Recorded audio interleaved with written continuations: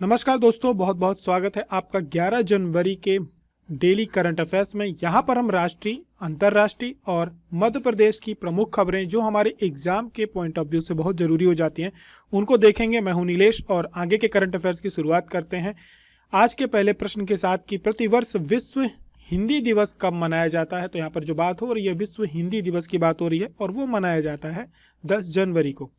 वैश्विक स्तर पर हमारी जो भाषा है हिंदी भाषा, इसको खास एक विशेष दर्जा दिलवाने के उद्देश्य से इसकी शुरुआत की गई थी और इसको एक दिवस के रूप में मनाने की हमारे एक तरह से सफलता कह सकते हैं, क्योंकि बहुत सारे ऐसी जगह हैं जहां पर अभी भी हमारी भाषा को, क्योंकि इसको बोलने वालों की संख्या कम नहीं है, उसको अभी उस मान्यता स्तर पर उतनी मान्यता नहीं मिली है जितनी मिलनी चाहिए। और इस वर्ष के थीम की बात करी जाए विश्व हिंदी दिवस के, तो हिंदी पारंपरिक ज्ञान से कृत्रिम बुद्धिमत्ता यानी AI तक, यानी हमारी जो भाषा है उसको जो वर्तमान में आर्टिफिशियल इंटेलिजेंस चल रहा है वहाँ तक हम कैसे पहुँचेंगे, इस यहाँ तक की, क्योंकि बहुत सारे जो प्रोग्राम्स हैं वो भी अब हिंदी में आने लगे हैं, बहुत सारे जो टेक्नोलॉजीज़ हैं वो भी अब हिंदी में आने लगी हैं। तो राष्ट्रीय हिंदी दिवस कब मनाया जाता है? तो जो राष्ट्रीय हिंदी दिवस मनाया जाता है ये प्रतिवर्ष 14 सितंबर को मनाया जाता है और ये जो होता है भारत में जो हमारी हिंदी भाषा है उस पर केंद्रित रहता है भारत के अंदर।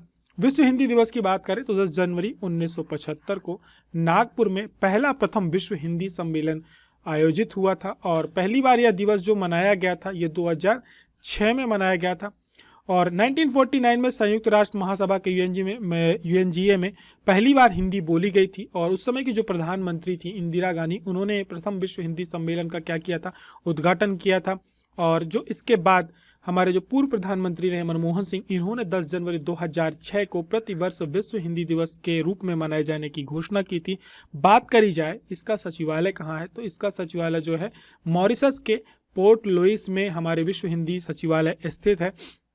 और अब आगे बात कर दी राष्ट्रीय हिंदी दिवस की, जिसको लेकर के हम अक्सर कंफ्यूज रहते हैं। तो 1949 से भारत की जो संविधान सभा थी, इन्होंने आधिकारिक रूप से भाषा के रूप में हिंदी को अपनाए जाने की एक पहल करी थी और चिन्हित किया था कि आने वाले समय में हम इसको क्या करेंगे, एक आधिकारिक भाषा के रूप में इसको हम इस्तेमाल करेंगे। तो इसके लिए इन्होंने 14 सितंबर को राष्ट्रीय हिंदी दिवस मनाया जाता है, क्योंकि इसी दिन इसको एक आधिकारिक भाषा के रूप में अपनाए जाने के लिए चिन्हित किया गया था। तो आधिकारिक तौर पर पहला जो हिंदी दिवस मनाया गया था वो 14 सितंबर 1953 में मनाया गया था। बात करी जाए हिंदी के बारे में, तो हिंदी जो है हमारे भारत गणराज्य की 22 अनुसूचित भाषाओं में से एक है। 14 सितंबर 1949 को भारत की जो संविधान सभा है, इन्होंने हिंदी को नव स्वतंत्र राष्ट्र की आधिकारिक भाषा के रूप में अपनाया था। केंद्र सरकार की हिंदी जो है, केंद्र सरकार की 2 आधिकारिक भाषाएं हैं, दूसरी अंग्रेजी है। ज़्यादातर हमारे जो वर्क होते हैं वो क्या कहते हैं, अंग्रेजी भाषा में होते हैं। कोर्ट के बहुत सारे डिसीजंस भी अंग्रेजी भाषा में होते हैं। तो जो हमारी मुख्य भाषा वो हो गई, लेकिन हमारी द्वितीय भाषा एक तरह से कहा जा सकता है कि हिंदी हो गई, क्योंकि हम लोग बहुभाषी लोग हैं। हिंदी दिवस का इतिहास भारतीय स्वतंत्रता जो हमारा आंदोलन है वहाँ से इसकी शुरुआत हो चुकी थी। भारत के संविधान में यदि बात करी जाए कि जो राजभाषा है उससे संबंधित हमारे प्रावधान क्या है, तो भारतीय संविधान की जो हमारा भाग 17 है उसके अनुच्छेद 343 से लेकर के 351 तक, यानी 343 से लेकर के 351 जो आर्टिकल है वो हमारी राजभाषा से संबंधित है। कई बार प्रश्न आ जाते हैं तो ये याद रखना है। अनुच्छेद जो हमारा आर्टिकल नंबर 351 है ये हिंदी भाषा के लिए विकास को निर्देश देता है उसके संबंधित। साथ ही में आर्टिकल 120 संसद में प्रयोग की जाने वाली भाषा, यानी भाग 17 में अनुच्छेद 348 के जो उपबंध हैं, संसद में कार्य हिंदी या अंग्रेजी में किया जाएगा, इसको इंगित करता है। वहीं आर्टिकल जो 343 है वो संघ की राजभाषा के रूप में हिंदी और लिपि देवनागरी होगी और संघ के जो प्रशासकीय प्रयोजन में प्रयोग होने वाले अंकों का रूप होगा वो भारतीय अंकों का अंतर्राष्ट्रीय रूप होगा, ये बताता है। आगे की तरफ बढ़ेंगे, बात करेंगे प्रश्न क्रमांक 2 की। जनवरी 2024 में डॉक्टर जोस रामोस होटो 3 दिवसीय भारत की यात्रा पर थे। ये किस देश के राष्ट्रपति हैं? कई बार पेपर में पूछे जा चुके हैं। कोई भी बड़े राष्ट्रपति या राजदूत हमारे देश की यात्रा में आते हैं, हमारे देश के राष्ट्रपति या प्रधानमंत्री किसी देश की यात्रा में जाते हैं, तो उनके बारे में आपसे प्रश्न कई बार एग्जाम में पूछ ले जाते हैं। तो ये जो राष्ट्रपति हैं ये तिमोर लेस्ते देश के हैं और ये अभी आपने खबरों में देखा होगा। तिमोर लेस्ते है कहाँ एक्चुअली में, यदि आप ऑस्ट्रेलिया के उत्तर पश्चिम की तरफ जाएंगे तो आपको जो इंडोनेशिया है इससे लगी हुई, ठीक है, लगभग इसका जो ये यहाँ पे आपको एक छोटा सा द्वीप मिलेगा, ठीक है, ये है तिमोर लेस्ते। ये पूरी तरह से आप ये कह सकते हो जैसे हमारा मालदीव है और लक्षद्वीप है जुड़ा हुआ है, उससे भी ज़्यादा नज़दीक है। तो यहाँ पर ये तिमोर देश है और ये इसका ईस्ट तिमोर कहलाता है। ठीक है, ये इंडोनेशिया से बिल्कुल लगा हुआ है, ऑस्ट्रेलिया के ठीक यहाँ पे है। ठीक है, अब बात करी जाए इसकी तो डॉक्टर जोस रामोस हैं और इन्होंने क्या है, अभी जो वाइब्रेंट गुजरात चल रहा है, व्यापारिक मेला चल रहा है, वहाँ पर ये आए हुए थे। वहाँ पर इनकी प्रधानमंत्री इसके साथ वार्ता हुई है और आगे के जो भी क्या कहते हैं OMU हैं वो वगैरह साइन हुए हैं। ठीक है, भारत 2002 में तिमोर लेस्ते के साथ राजनयिक संबंध स्थापित करने वाले देशों में पहला देश था और ये जो है आधिकारिक तौर पे लोकतांत्रिक गणराज्य है। ये दक्षिण पूर्वी एशिया में जो ऑस्ट्रेलिया का उत्तर पश्चिम इंडोनेशियाई द्वीप समूह, ठीक है, ऑस्ट्रेलिया के जो उत्तर पश्चिम बेल्ट है, जो इंडोनेशियाई द्वीप समूह है, इनसे लगा हुआ है। यहीं पर एक छोटा सा द्वीप है, तो वो ये उसी के किनारे स्थित है और इसकी जो राजधानी है, बहुत मिला जुला नाम है, कई बार कंफ्यूज हो सकते हैं और ये पेपर में आ भी सकता है। इसकी राजधानी दिल्ली है, जैसे हमारी जो राजधानी है वो दिल्ली है, तो इनमें आधा ला गोल कर दो तो दिल्ली इनकी राजधानी है। डॉलर की मात्रा ये कहते हैं मुद्रा यूज कर रहे हैं। राष्ट्रपति इनके अभी आए हुए थे, डॉक्टर जोस रामोस होटा। तो याद रखना है, पेपर में आ सकता है क्योंकि इसकी राजधानी हम यूनिक है थोड़ी सी, तो पेपर में पूछे जाने की संभावना हो सकती है। किस योजना को नवाचार सैंडबॉक्स की अभी क्या मिली है प्रस्तुति के लिए सर्वश्रेष्ठ नवाचार पुरस्कार से सम्मानित किया गया है? तो वो योजना है स्वामित्व योजना। एक बहुत अच्छी योजना है केंद्र सरकार की और मध्य प्रदेश से भी इसका अच्छा संबंध रहा है। अभी हाल ही में क्या हुआ है कि जो Indian school of business Hyderabad है, वहाँ पर एक लोक नीति संवाद 2024 का एक क्या कहते हैं पुरस्कार का आयोजन किया गया था, जहां पर इसको सर्वश्रेष्ठ नवाचार पुरस्कार से इस योजना को सम्मानित किया गया। योजना इसलिए भी खबरों में है क्योंकि ये पहली बार नहीं है कि इसको इस प्रकार के सम्मान मिले, इसके पहले भी बहुत सारे सम्मान मिल चुके हैं और ये पंचायती राज मंत्रालय ने जो है इनोवेशन सैंडबॉक्स प्रस्तुति में इसमें पार्टिसिपेट किया और स्वामित्व योजना के माध्यम से भूमि प्रबंधन में डिजिटल परिवर्तन पहल का प्रदर्शन किया था, जहां पर इसको ये प्रथम पुरस्कार से पुरस्कृत किया गया। इसके पहले जो स्वामित्व योजना को 2 अक्टूबर 2023 में इंदौर में जब ई-गवर्नेंस 2023 के राष्ट्रीय पुरस्कारों की घोषणा की गई थी, तो वहां पर भी इसको जो नागरिक सेवाएं प्रदान करने वाली एक उभरती प्रौद्योगिकी के रूप में इसको क्या किया गया था, स्वर्ण पुरस्कार मिला था। इसके पहले स्वामित्व योजना का अगस्त 2023 में गोवा में भी मिला था। ये क्यों मिला था, ये क्यों इतनी अच्छी पहल है? ये इसलिए है क्योंकि इसका जो पायलट चरण है 2020-21 में जब शुरू हुआ और 24 अप्रैल 2020 को इसको लॉन्च किया गया था। इस तारीख को याद रखना है क्योंकि पेपर में इसके पूछे जाने की संभावना बहुत ज़्यादा है। प्रधानमंत्री ने इसका राष्ट्रीय स्तर पर शुभारंभ जो किया था 24 अप्रैल फिर 2021 को किया था। 24 अप्रैल पंचायती राज दिवस के रूप में इसकी शुरुआत की गई थी। क्यों की गई थी? क्योंकि यह पंचायती राज मंत्रालय की योजना है। ये योजना क्या है? ये योजना ये है कि आज की डेट में प्रौद्योगिकी का इस्तेमाल करके हमारे जो खेत होते हैं उनमें आपने देखा होगा छोटी छोटी चीज़ों को लेकर के लड़ाइयाँ होती हैं। उनकी जो भूमि का जो एक तरह से बाउंड्री होती है या एक तरह सीमा होती है वो स्पष्ट नहीं होती। कई बार पटवारियों के द्वारा या किसी भी कारण से उसमें क्या हो जाता, अस्पष्टता आ जाती, विवाद हो जाते हैं। तो इनका एक तरह से आप ये कहिए फिर से सीमांकन किया गया और आप देख रहे हैं ना कि अभी हमारे यहाँ ई तहसील का कॉन्सेप्ट चल रहा है। वो इसी के माध्यम से होगा कि नायब तहसीलदार यदि किसी की रजिस्ट्री हो रही ज़मीन की, कुछ भी हो रहा है तो आना जाना ना पड़े, लोगों को परेशान ना होना पड़े। तो सबसे पहले उसके लिए ज़रूरी क्या है कि जो ज़मीन है उसका GIS का इस्तेमाल करके, ठीक है, GPS का इस्तेमाल करके उसकी एग्जैक्ट लोकेशन ट्रैक की जा सके। यदि आपका खसरा नंबर डाला जाए तो आप सीधे अपनी ज़मीन में क्या हो पहुंच जाओ, यानी हमारा GPS वहाँ डायरेक्ट हमको वहाँ के ले जाए और उसकी पूरी डिटेल आ जाए कि हाँ ये इस व्यक्ति की ज़मीन है, इसकी टैगिंग की जा चुकी है। तो पटवारियों के द्वारा, बाकी लोगों के द्वारा उसकी टैगिंग की गई थी भूमि मालिक की और एक पूरा डिजिटल डेटा तैयार किया गया था कि कल को फ्यूचर में जब क्या कहते हैं हम जब डिजिटल माध्यम में आगे बढ़ ही रहे हैं तो जो रजिस्ट्री वगैरह होंगी तो सेकंड पार्टी को आने की आवश्यकता नहीं, वो कहीं भी रहेगा, उसकी पूरी एक स्पष्ट जानकारी हमारे पास होगी। यानी भू स्वामित्व की एक स्पष्ट पहचान, नई प्रौद्योगिकी का इस्तेमाल करके ड्रोन के माध्यम से सर्वेक्षण किया, GIS जो मैपिंग है उसकी तकनीकी का इस्तेमाल किया और भूमि का सटीक सीमांकन किया। आप बात को समझ गए होंगे कि भूमि का सटीक सीमांकन किया गया है GIS टेक्नोलॉजी का यूज कर करके, ठीक है। तो अब आप भविष्य में आगे क्या होगा, हमने कई बार आपको बताया, करंट अफेयर में भी बताया था कि भविष्य में ये होगा कि यदि आप जैसे आप खेत बेचना चाहते हो, अपनी प्लॉट बेचना चाहते हो, तो आप रजिस्ट्रार ऑफिस में जाओगे तो जो सेकंड पार्टी परचेज करना चाहता है या नहीं आ पाया है तो पूरा का पूरा जो होगा ऑनलाइन रजिस्ट्रियां भी हो सकेंगी। दोनों को आने की भी आवश्यकता नहीं है, एक अपॉइंटमेंट दी जाएगी, दोनों अपने जहाँ पे है वहीं पे बैठे बैठे उसका पूरा का पूरा काम हो जाएगा, सारी चीज़ें यथावत रहेंगी, उस एक जानकारी स्पष्ट रूप से जब आ जाएगी, ऐसा तब होगा। किस मंत्रालय की योजना है, तो ये भी याद रखना है कि पंचायती राज मंत्रालय की योजना है। इसको अभी पूरा का पूरा ये जो आवासीय अभिलेख, अधिकार अभिलेख है, सब कुछ सर्वेक्षण वगैरह करने के बाद इसको अब इकट्ठा किया जा रहा है, सब कुछ डिजिटलाइज किया जा रहा है। आगे की तरफ बढ़ेंगे, बात करेंगे प्रश्न क्रमांक 4 की। किस देश को यूनेस्को विश्व धरोहर समिति के 46वें सत्र की अध्यक्षता की और मेजबानी के लिए चुना गया है? तो वो कोई और देश नहीं है, हमारा प्यारा भारत है, जिसको 46वें सत्र की अध्यक्षता करेगा और साथ ही में मेजबानी भी करेगा यूनेस्को विश्व धरोहर समिति की। अब क्या है, इसकी जानकारी जो दी है हमारे यहाँ के स्थायी जो प्रतिनिधि हैं विशाल बी वर्मा, इनके द्वारा दी गई है। और इसका जो सत्र आयोजित होने वाला है ये अभी जुलाई के माह में 2024 में नई दिल्ली में आयोजित किया जाएगा। विश्व धरोहर समिति की बात करी जाए तो ये उन स्थलों का चयन करती है जिनको जाकर के यूनेस्को विश्व धरोहर स्थल के रूप में क्या करता है, सूचीबद्ध करता है। तो ये पूरी की पूरी एक समिति होती है जो डिसाइड करती है कि कौन वर्ल्ड हेरिटेज साइट्स में शामिल होगा। बात वर्तमान में लगभग इसमें 21 देश शामिल हैं, ठीक है, ये सारे के सारे देश हैं। अब यूनेस्को के बारे में यदि आप बात करो तो इसका पूरा नाम है संयुक्त राष्ट्र शैक्षणिक वैज्ञानिक सांस्कृतिक संगठन।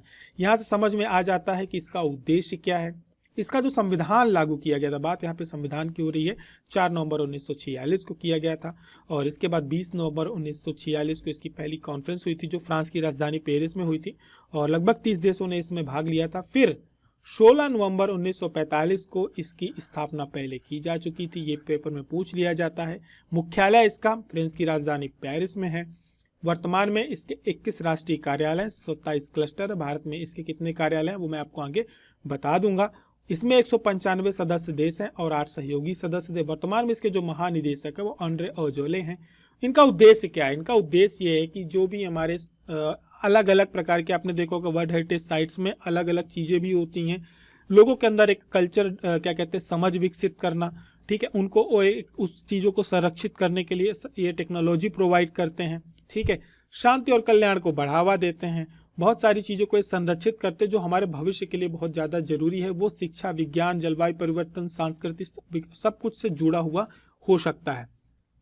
मुख्य बात इसके बारे में बात करी जाए तो भारत जो है इसका वर्ष 1946 में 1946 में इसका सदस्य देश बना था। भारत में इसके 2 कार्यालय हैं और वर्तमान में 42 जो है विश्व धरोहर स्थल संरक्षित हैं।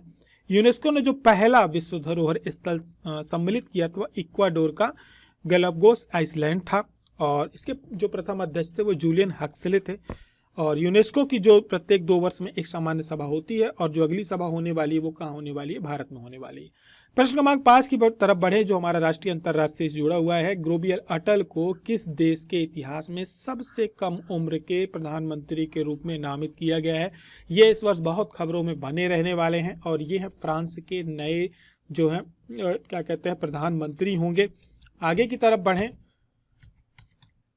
बात करें तो ग्रेबियल अटल जो है फ्रांस के हिस्ट्री में सबसे कम उम्र के प्रधानमंत्री होंगे। इनकी क्या कहते हैं मात्र उम्र जो है 34 ईयर की है। और इमैनुअल मैक्रो जो वहाँ के राष्ट्रपति हैं, जो अभी हमारे यहाँ गणतंत्र दिवस में आने वाले विशिष्ट अतिथि भी होंगे। 9 जनवरी 2024 को ये इसके पहले शिक्षा मंत्री थे, वहाँ पे इन्होंने कुछ अच्छे कार्य किए जिसके बाद इनकी डिमांड बढ़ गई और ये वोटों के साथ क्या हुए, नामांकित हो गए हैं। और इन्होंने क्या किसको रिप्लेस किया है? तो इन्होंने एलिजाबेथ बोर्न को रिप्लेस किया है। फ्रांस के बारे में बात करें तो राजधानी पेरिस है, मुद्रा यहाँ के यूरो है। वर्तमान राष्ट्रपति यहाँ के इमैनुअल मैक्रो हैं जो कि आने वाले हैं भारत में। प्रधानमंत्री जो होंगे ग्रेबियल अटल होंगे। अटल जी के नाम से याद रखना, कहाँ के? फ्रांस के, ठीक। आगे की तरफ बढ़ेंगे, बात करेंगे मध्य प्रदेश के करंट अफेयर्स की। मध्य प्रदेश के करंट अफेयर्स में बढ़े तो पहला प्रश्न यह है कि निम्न में से कौन एक मानसिक स्वास्थ्य स्क्रीनिंग ऐप है? तो इनमें से जो एक मानसिक स्वास्थ्य स्क्रीनिंग ऐप है वो है मनहित, ठीक है। डिटेल्स देख लेते हैं इसकी। तो ये एक प्रकार का ऐप है जहां पे लोगों को मानसिक स्वास्थ्य साक्षरता की एक समझ विकसित की जाएगी, किस प्रकार से आप मेंटली फिट रहें और किस प्रकार से आप अपना मूल्यांकन करें कि आप मेंटली फिट हैं या अनफिट हैं, और यदि आप अनफिट होते हैं तो आपको उसके लक्षण क्या क्या होंगे। इन सारी चीज़ों के बारे में ऐप जो है ये AI बेस्ड ऐप है। ये आपको क्या करेगा, गाइड करेगा। इसका नाम मनहित रखा गया है और यह भी लॉन्च किया जा चुका है और अलग अलग खंड में इसको विभाजित किया गया है। साथ ही में इसमें क्या है, लोगों को यदि क्या कहते हैं, जब डेटा उनको प्रोवाइड किया जाएगा, वो अपनी जब आप अपनी डिटेल्स फिल करोगे, आप अस्वस्थ रहोगे तो आपसे कांटेक्ट करके आपको मोटिवेट भी किया जाएगा। मनहित नाम से ये ऐप लॉन्च किया गया है। मंत्रालय से जुड़ी बात करें तो ये जो लॉन्च किया गया है लोक स्वास्थ्य एवं परिवार कल्याण मंत्री, जो चिकित्सा शिक्षा मंत्री भी हैं वर्तमान में, श्री राजेंद्र शुक्ल, ये मध्य प्रदेश के उप मुख्यमंत्री भी हैं, इनके द्वारा इसकी शुरुआत की गई है। हाल ही में मध्य प्रदेश ने कितने इंटीग्रेटेड पब्लिक हेल्थ लैब का लोकार्पण किया है? जिस दिन मनहित लैब लॉन्च किया गया था उसी दिन 3 इंटीग्रेटेड पब्लिक हेल्थ लैब का क्या किया गया था, उद्घाटन भी किया गया था। तो आगे की तरफ बढ़े, बात के इसकी डिटेल पे देख लेते हैं हम। प्रधानमंत्री Ayushman Bharat health infrastructure mission में 3,49,00,000 रुपए की लागत से 3 इंटीग्रेटेड पब्लिक हेल्थ लैब का इनॉग्रेशन किया गया है। वो किया गया विदिशा में, बैतूल में और उज्जैन में। ये जो है जिला अस्पताल में 132 प्रकार की जो जांच सेवाएं होती हैं एक ही जगह पे उपलब्ध रहेगी। ये सब कुछ शासकीय अस्पताल में रहेगा।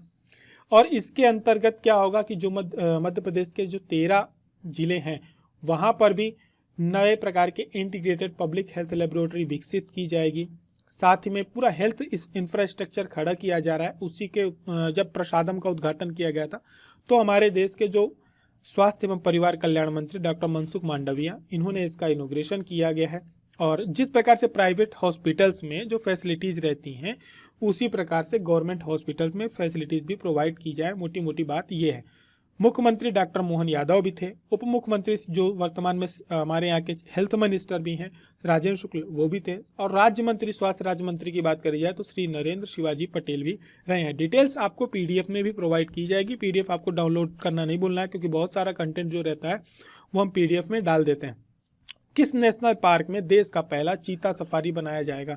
स्वाभाविक रूप से जहां चीता होगा वहीं पर सफारी होगी, तो ये कूनो नेशनल पार्क में बनाया जाएगा। कूनो नेशनल पार्क जो है आपका मध्य प्रदेश की इस लोकेशन में आता है, श्योपुर जिले में आता है।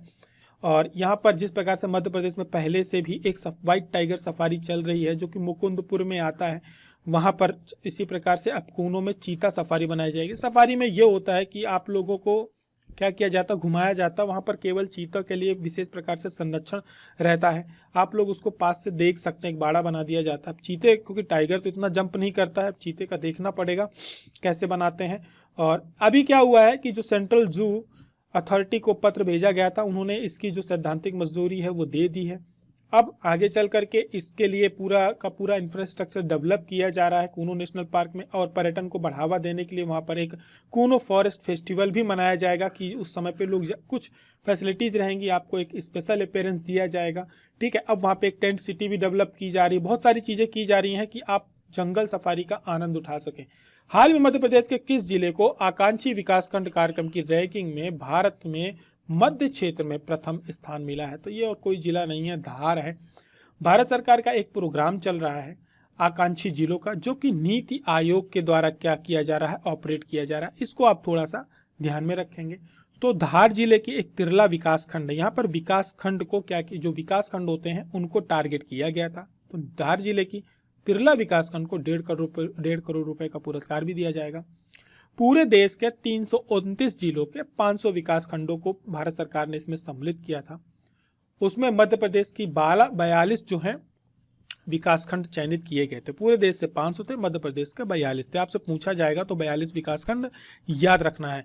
इन विकास खंडों को क्या किया गया था कि यहाँ पर सभी प्रकार के इंफ्रास्ट्रक्चर, एक टारगेट थे जो कि बहुत ज़्यादा अविकसित थे, बहुत ज़्यादा उनका डेवलपमेंट नहीं हुआ था। तो सरकार ने टारगेट रखा कि हम इन विकास खंडों का सबसे ज़्यादा डेवलपमेंट करेंगे। सभी प्रकार की सरकार की जो योजनाएं चल रही हैं उनको वहाँ हम तेज़ी से क्या करेंगे, डिलीवर करेंगे। तो उसका फ़ायदा ये होगा कि आसपास के जो विकास खंड हैं वहाँ पर क्या होगा, एक कंपटीशन का माहौल तैयार होगा। तो वो भी क्या करेंगे, उनको एक गाइड मिलेगा, कंपटीशन में मिलेगा, प्रतियोगी भावना पैदा होगी वहाँ के जिला के कलेक्टर और विकास खंड अधिकारियों के बीच में। तो स्वाभाविक रूप से उसको लाभ जो मिलेगा उस विकास खंड को मिलेगा। तो नीति आयोग का ये पूरा का पूरा कॉन्सेप्ट था, उसी के माध्यम से इसको चलाया जा रहा था। तो मध्य प्रदेश के धार जिले की जो तिरला विकास खंड है इसको ये पुरस्कार दिया गया है। और इसका जो शुरुआत की गई थी 30 सितंबर 2023 को भारत मंडपम नई दिल्ली में प्रधानमंत्री नरेंद्र मोदी के द्वारा इसकी शुरुआत की गई थी। आगे की तरफ बढ़ेंगे, बात करेंगे प्रश्न क्रमांक 10 की कि मध्य प्रदेश के किस क्षेत्र में सेंचुरी एशिया अवार्ड से सम्मानित किया गया है। तो ये जो अवार्ड मिला है वन्य जीव पर्यटन के क्षेत्र पे मिला है। मध्य प्रदेश का टूरिज्म बोर्ड अपने ऐड के लिए बहुत अच्छी तरीके से जाना जाता है। एमपी का दिल देखो, एमपी गजब है, एमपी गजब है। इसी प्रकार से नए ऐड उन्होंने अतुल्य भारत में दिल मध्य प्रदेश का एक ऐड बनाया, आपने देखा होगा, एक महिला गाना गाती है, उसमें पूरा कार्टून पे उसको बनाया गया, बहुत अच्छा वीडियो है, यूट्यूब पे आपको उपलब्ध है, आप मिल जाएगा। तो मध्य प्रदेश ने क्या किया है कि हमारे यहाँ, क्योंकि हम लोग क्या टाइगर स्टेट है, तो टूरिज्म बोर्ड ने हमारे यहाँ के top tigers wild life tourism को क्या किया है, एक तरह से जो हमारे यहाँ का वन पर्यावरण, हमारा जो वन टूरिज्म होता है, फॉरेस्ट टूरिज्म, उसको बढ़ावा दिया है। तो उसी क्षेत्र में जो वाइल्ड लाइफ टूरिज्म स्टेट में हमको एक अवार्ड दिया गया है ये, और हमने जो क्या कहते हैं, आप बोल सकते हैं कि जो पूरा का पूरा वन होते हैं, इनको पर्यटन के रूप में विकसित किया है। हमारी जो टाइगर सफारी होती है, इनका पहले केवल मेंटेनेंस होता था, ठीक है, सरकार पैसा लगाती है, राज्य सरकार लगाती है, केंद्र सरकार लगाती है, लेकिन मध्य प्रदेश में एक नवाचार हुआ कि क्यों ना हम हमारे जो नेशनल पार्क होते हैं या हमारे जो टाइगर रिजर्व होते हैं, इनमें हम टूरिज्म को बढ़ावा दें और अर्निंग करें, ताकि इस पर और ज़्यादा अच्छे से कार्य किया जा सके। इन्हीं सब चीज़ों को ध्यान में रख करके इस पर एक छोटी सी फिल्म बनाई गई थी, जिसको प्रदर्शित किया गया था, तो उसी के लिए इसको अवार्ड दिया गया है। मध्य प्रदेश में 12 राष्ट्रीय उद्यान है, 24 वन्य जीव अभ्यारण्य है। मध्य प्रदेश टाइगर स्टेट तो है ही, 785 टाइगरों के साथ, तो टाइगर स्टेट ऑफ इंडिया है ही। साथ ही में लेपर्ड स्टेट भी है, घड़ियाल स्टेट भी है, क्योंकि चीता आया है तो चीता स्टेट भी है। इस चीज़ को ध्यान में रखेंगे। आप सभी से कल एक प्रश्न पूछा गया था कि कावड़िया हिल्स मध्य प्रदेश के किस जिले में स्थित है, जिसका आंसर आप सभी ने, किसी ने नहीं दिया, करंट अफेयर देखने वालों ने। क्यों नहीं दिया है, कारण नहीं मालूम है, आंसर देना चाहिए, ठीक है, सर्च करके भी दे सकते हैं। आपसे कल ये भी कहा था कि 2 से 3 पंक्तियां उस जगह के बारे में जरूर लिखें। ये यहाँ पे आपके 3 मार्कर तैयार होते हैं, इतना लेजीपना नहीं होना चाहिए, अच्छी बात नहीं है। 2 से 3 पॉइंट आप लिखते हो तो आपके वो फैक्ट्स मजबूत होते हैं, क्योंकि आप पहले सर्च करते हो, उसको पढ़ते हो, ये सही है या गलत है। हमारा कॉन्फिडेंस इसी प्रकार से बूस्ट होता है। केवल सेलेक्टेड कैंडिडेट का इंटरव्यू देखने से यदि सिलेक्शन हो जाता, तो एक सेलेक्टेड कैंडिडेट के इंटरव्यू में कम से कम 1 लाख लोग क्या होते हैं, देखते हैं, मिनिमम 20,000 तो देखते ही देखते हैं। तो क्या वो, आप ये समझ सकते हो, सिर्फ इंटरव्यू देखने और स्ट्रेटजी बनाने से सिलेक्शन नहीं होता। उसके लिए आपको जो आपके अंदर का डर है उसको ख़त्म करना होता है। तो डर हमारा जो होता है मेंस का, वो लिखने से ही ख़त्म होता है, बिना लिखे ख़त्म नहीं होता। तो जब भी है आंसर ज़रूर दिया करें, क्विज में आंसर जरूर दें, क्योंकि 2 बातें होंगी, या तो सही होगा या तो गलत होगा। सही होगा तो आपका कॉन्फिडेंस बूस्ट होगा, गलत होगा तो आपका उत्तर सुधरेगा। 2 ही चीज़ें तो हम यहाँ करने के लिए आते हैं। तो आप लोग आंसर जरूर दिया करें। तो बात कर रहे थे कावड़िया हिल्स की, इस प्रकार के वहाँ पे पत्थर पाए जाते हैं। ये वर्तमान में जो देवास जिला है, ठीक है, इसमें आंसर मैंने दिया नहीं है, देवास जिले की बागली तहसील है, वहाँ पे एक धाराजी नाम का स्थान है, वहाँ पर है ये। और यहाँ पे खंबे नुमा पत्थर पाए जाते हैं, जो कि आप ये कह सकते हो कि हम लोग षटकोण, पचकोण, चतुष्कोण, है ना, त्रिभुज, ट्रायंगल, रेक्टेंगल, ये सब चीज़ों में इसकी आकृति पे पाए जाते हैं। अलग अलग प्रकार की आकृतियाँ होती हैं, और ये एक तरह से आप ये कह सकते हो मानव निर्मित प्रतीत होते हैं। इनको दुनिया का 8वां आश्चर्य भी कहा जाता है। और प्रमुख बात यह है कि ये जो निर्मित हुए हैं, ज्वालामुखी जो विस्फोट है उसके माध्यम से निर्मित हुए हैं। और इनमें से क्या है कि इसमें धातुओं जैसी एक आवाज़ भी निकलती है, साउंड भी निकलती है। लेकिन यदि आप बात करो, हिंदू पौराणिक कथाओं में कहा जाता है कि भीम के द्वारा नर्मदा नदी के प्रवाह को, मतलब जो उसकी डायरेक्शन है, उसको 1 दिन में नापने के लिए उनको एक वचन दिया हुआ था। इसको पूरा करने के लिए इन्होंने इन खंभों का क्या किया था, निर्माण किया था, लेकिन वो भी उसको पूरा नहीं कर पाए थे। तो ऐसी ऐसी कुछ कथाएं भी हैं। तो ये कहाँ पर है, कावड़िया हिल्स मध्य प्रदेश के देवास जिले के धाराजी नामक स्थान पे है। आज का प्रश्न आप सभी के ये लिया कि निम्न में से कौन मध्य प्रदेश के विधि पुरुष क्या कहते हैं, कहलाते हैं। इनमें से हरि सिंह गौर है, कुंजीलाल दुबे है, ब्रजमोहन मिश्रा या द्वारिका प्रसाद मिश्रा। जो भी व्यक्तित्व होंगे विधि पुरुष के अलावा उनके 2 बातें उनके बारे में प्लस कुल मिला के हो जाएंगी 3 बातें। 3 बातें नीचे कमेंट करके जरूर बताना। जिसका आंसर राइट होगा एग्जाम गुरु जिसको हार्ट देगा, ठीक है। हम ये चाहते हैं कि हमें हार्ट बहुत सारे देने पड़े, तो कमेंट जरूर करें। और वीडियो पसंद आता है, आपको लगता है कि आपकी मदद कर रहा है आपकी पढ़ाई में, तो इसको शेयर करना नहीं भूलें, सपोर्ट करें। हमारी और आपकी मुलाकात फिर अगले करंट अफेयर्स में होती है। तब तक के लिए पढ़ाई अपनी जारी रखें। जय हिंद।